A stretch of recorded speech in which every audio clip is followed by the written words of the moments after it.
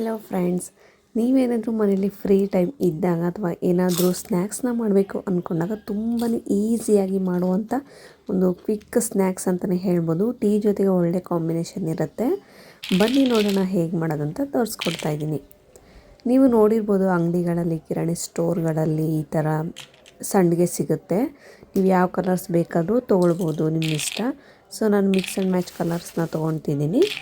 ನಿಮಗೆ ಡೈರೆಕ್ಟಾಗಿ ಇಲ್ಲ ನಮಗೆ ಇದನ್ನು ಎಣ್ಣೆಲಿ ಕರಿಯೋಕ್ಕಾಗಲ್ಲ ಅನ್ನೋರು ಅಂಗಡಿಗಳಲ್ಲಿ, ಚಿಕ್ಕ ಪುಟ್ಟ ಅಂಗಡಿಗಳಲ್ಲಿ ಡೈರೆಕ್ಟಾಗಿ ಸಂಡಿಗೆನ ಕರೆದಿರೋದಿರುತ್ತೆ, ಅದು ಕೂಡ ತಂದಾದರೂ ನೀವು ಮಾಡ್ಬೋದು. ಬಟ್ ನಾವು ಮನೆಯಲ್ಲಿ ಎಣ್ಣೆಲಿ ಕರಿಯೋದಕ್ಕೂ ಅವ್ರ ಅಂಗಡೀಲಿ ಯಾವಾಗ ಕರೆದಿರ್ತಾರೋ ಏನೋ, ಸೊ ನಾವೇ ಮನೇಲಿ ಈ ಥರ ತಂದು ಎಣ್ಣೆಯಲ್ಲಿ ಡೀಪ್ ಫ್ರೈ ಮಾಡಿಕೊಂಡು ಮಾಮೂಲಿಯಾಗಿ ಸಂಡಿಗೆನ ಯಾವ ರೀತಿ ಫ್ರೈ ಮಾಡ್ತೀರೋ ಆ ರೀತಿ ಎಣ್ಣೆಯಲ್ಲಿ ಫ್ರೈ ಮಾಡಿಕೊಂಡು ಈ ಥರ ಸ್ವಲ್ಪ ನಿಧಾನವಾಗಿ ಗ್ಯಾಸನ್ನು ಲೋ ಫ್ಲೇಮಲ್ಲಿ ಇಟ್ಕೊಂಡು ಎಣ್ಣೆ ಎಲ್ಲ ಚೆನ್ನಾಗಿ ಬಸ್ಕೊಳ್ಬೇಕು.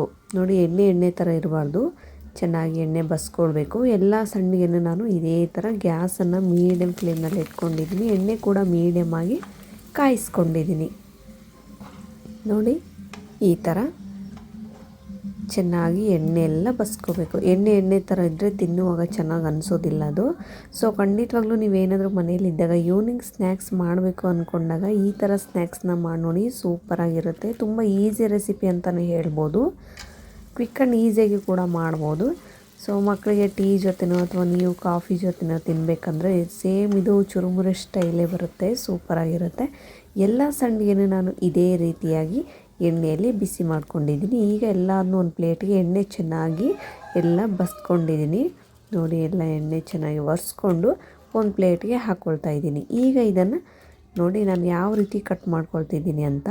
ಜಾಸ್ತಿ ಪ್ರೆಸ್ ಮಾಡಿದರೆ ಸಂಡಿಗೆದು ಮುರಿದೋಗುತ್ತೆ. ಸೊ ಲೈಟಾಗಿ ಅದ್ರ ಮೇಲೆ ಪ್ರೆಸ್ ಮಾಡಿಕೊಂಡು ಚಾಕುವಿನ ಸಹಾಯದಿಂದ ತುಂಬಾ ಸ್ಮೂತಾಗಿ ಕಟ್ ಮಾಡ್ಕೊಳ್ಬೇಕು. ನೀವೀಗ ಹಣ್ಣನ್ನು ಯಾವ ರೀತಿ ಕಟ್ ಮಾಡ್ಕೊಳ್ತೀರೋ ಅದಕ್ಕಿಂತ ಸ್ಮೂತಾಗಿ ಕಟ್ ಮಾಡ್ಕೊಳ್ಬೇಕು. ಹಣ್ಣು ಸ್ವಲ್ಪ ದಪ್ಪ ಇರುತ್ತೆ, ಬಟ್ ಇದು ಸಂಡಿಗೆ ಎಲ್ಲ ಮುರಿದೋಗ್ಬಿಡುತ್ತೆ. ಈ ಥರ ನೀವು ಸೆಂಟ್ರಲ್ಲಿ ಕಟ್ ಮಾಡ್ಕೊಳ್ಬೇಕಾಗತ್ತೆ. ನೋಡಿ, ಈ ಥರ ಸೆಂಟ್ರಲ್ಲಿ ಕಟ್ ಮಾಡ್ಕೊಳ್ಬೇಕಾಗತ್ತೆ. ಎಲ್ಲ ಸಂಡಿಗೆನೂ ನಾನು ಇದೇ ರೀತಿಯಾಗಿ ಕಟ್ ಮಾಡ್ಕೊಳ್ತಿದ್ದೀನಿ. ನೋಡಿ, ಒಂದೇ ಸಮ ಬರಬೇಕಂತೇನಿಲ್ಲ. ಸ್ವಲ್ಪ ಸಂಡಿಗೆ ಒಂದೊಂದು ಸ್ಟ್ರೇಟಾಗಿರುತ್ತೆ, ಸಂಡಿಗೆ ಒಂದೊಂದು ಸ್ವಲ್ಪ ಬಾಗಿರುತ್ತೆ. ಸೊ ಈ ಥರ ಆದರೂ ಪರವಾಗಿಲ್ಲ, ಅದನ್ನು ತೆಗೆದುಬಿಡಿ, ಮೇಲಿರೋ ತೆಗೆದುಬಿಡಿ, ಕೆಳಗಿರೋ ಚೆನ್ನಾಗಿ ಹಾಫಾಗಿ ಕಟ್ ಮಾಡಿಕೊಂಡ್ರೆ ಸಾಕು. ನೋಡಿ, ಈ ಥರ ಎಲ್ಲ ಸಂಡಿಗೆನೂ ನಾನು ಈ ಥರ ನನಗೆ ಎಷ್ಟು ಬೇಕಷ್ಟು ಸಂಡಿಗೆನ ತೊಗೊಂಡಿದ್ದೀನಿ. ಈಗ ಒಂದು ಬೌಲ್ಗೆ ನಾನು ಕಟ್ ಮಾಡಿ ಇಟ್ಕೊಂಡಿರುವಂಥ ಸೌತೆಕಾಯಿನ ತೊಗೊಂಡಿದ್ದೀನಿ. ಅದೇ ರೀತಿ ಹಾಫ್ ಕಪ್ನ ನಾವಷ್ಟು ಈರುಳ್ಳಿಯನ್ನು ಪೂರ್ತಿಯಾಗಿ ಚಿಕ್ಕದಾಗಿ ಕಟ್ ಮಾಡಿಕೊಳ್ಳಿ. ಹಾಗೂ ಸ್ವಲ್ಪ ಹಸಿಮೆಣಸಿನ್ಕಾಯಿ, ಅರ್ಧ ಟೊಮೆಟೊ ಹಣ್ಣನ್ನು ಪೂರ್ತಿ ಚಿಕ್ಕದಾಗಿ ಕಟ್ ಮಾಡ್ಕೊಂಡಿದ್ದೀನಿ. ಈಗ ಅರ್ಧ ನಿಂಬೆ ರಸನ ಹಾಕ್ಕೊಂಡು ಚೆನ್ನಾಗಿ ಮಿಕ್ಸ್ ಮಾಡ್ಕೊಳ್ಳಿ. ನಂತರ ಸ್ವಲ್ಪ ಕೊತ್ತಂಬರಿ ಸೊಪ್ಪನ್ನು ಹಾಕ್ಕೊಳ್ಬೇಕಾಗುತ್ತೆ. ಈಗ ಸ್ವಲ್ಪ ಪೆಪ್ಪರ್ ಪೌಡರ್ ಹಾಗೂ ಚಾಟ್ ಮಸಾಲವನ್ನು ಹಾಕ್ಕೊಂಡು ರುಚಿಗೆ ತಕ್ಕಷ್ಟು ಉಪ್ಪನ್ನು ಹಾಕ್ಕೊಂಡು ಬೇಕರಿಗಳಲ್ಲಿ ಅಥವಾ ಸ್ಟೋರ್ಗಳಲ್ಲಿ ಈ ಥರ ನೈಸ್ ಖಾರ ಸಿಗುತ್ತೆ, ಇದೇ ಥರ ಖಾರನೇ ಹಾಕಿ ಸೂಪರಾಗಿರುತ್ತೆ. ಹಾಕ್ಕೊಂಡು ಚೆನ್ನಾಗಿ ಮಿಕ್ಸ್ ಮಾಡ್ಕೊಳ್ಬೇಕು. ಪೆಪ್ಪರ್ ಪೌಡರ್ ಬೇಡ ಅನ್ನೋರು ಸ್ಕಿಪ್ ಮಾಡ್ಬೋದು. ಚಾಟ್ ಮಸಾಲ ಹಾಕೋದ್ರಿಂದ ರುಚಿ ತುಂಬಾ ಚೆನ್ನಾಗಿರುತ್ತೆ. ಈಗ ನೀವು ಸ್ನ್ಯಾಕ್ಸ್, ಆಲೂಗಡ್ಡೆ ಚಿಪ್ಸು ಅಥವಾ ಏನಾದರೂ ಚಿಪ್ಸ್ನ ತಿಂದಾಗ ನೀವು ಟೇಸ್ಟ್ ಯಾವ ಥರ ಬರುತ್ತೋ ಚಾಟ್ ಮಸಾಲ ಹಾಕಿದರೆ ಸೇಮ್ ಅದೇ ಟೇಸ್ಟ್ ಬರುತ್ತೆ. ಇಲ್ಲ ಅನ್ನೋರು ಪರವಾಗಿಲ್ಲ, ಪೆಪ್ಪರ್ ಪೌಡರ್ ಒಂದು ಹಾಕಿದರೆ ಸಾಕು. ಹಾಫ್ನಲ್ಲಿ ಎರಡರಲ್ಲಿ ಯಾವುದಾದ್ರೂ ಒಂದನ್ನು ಹಾಕಿ ಮಿಕ್ಸ್ ಮಾಡ್ಕೊಂಡು ಒಂದು 2 ಮಿನಿಟ್ಸ್ ಬಿಡಿ.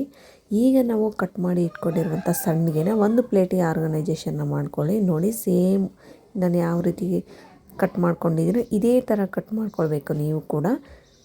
ನೋಡಿ, ರೆಡಿ ಮಾಡಿ ಇಟ್ಕೊಂಡಿರುವಂಥ ಈ ಸಲಾಡನ್ನು, ವೆಜಿಟೇಬಲ್ ಸಲಾಡನ್ನು ಈ ಥರ ಸ್ಟೋರ್ ಮಾಡ್ತಾ ಬನ್ನಿ. ನೋಡಿ, ಈ ಥರ ಚೆನ್ನಾಗಿ ಇಡ್ತಾ ಬನ್ನಿ.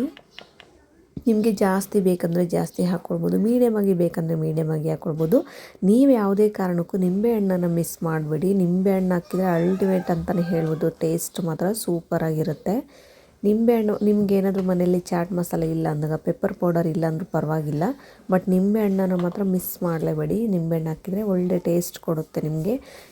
ಸೇಮ್ ನಿಮಗೆ ಚುರುಮುರಿ ತಿಂದ ಥರನ ಟೇಸ್ಟ್ ಬರುತ್ತೆ, ತುಂಬ ಚೆನ್ನಾಗಿರುತ್ತೆ. ನೋಡಿ, ಈ ಥರ ಎಲ್ಲದಕ್ಕೂ ಚೆನ್ನಾಗಿ ರೆಡಿ ಮಾಡಿ ಇಟ್ಕೊಂಡಿರುವಂಥ ಸಲಾಡನ್ನು ಈ ಥರ ನೀವು ಸಂಡಿಗೆಯಲ್ಲಿ ಹಾಕ್ತಾ ಬನ್ನಿ ನಿಧಾನಕ್ಕೆ. ನಿಮಗೆ ಜಾಸ್ತಿ ಕೂಡ ಹಾಕ್ಕೊಳ್ಬೋದು. ನೋಡಿ, ವೆರಿ ಕ್ವಿಕ್ ಆ್ಯಂಡ್ ಈಸಿಯಾಗಿ ಜಸ್ಟ್ ಒಂದು 20 ಮಿನಿಟ್ಸಲ್ಲೇ ನೀವು ಈ ರೆಸಿಪಿನ ಮಾಡ್ಬೋದು.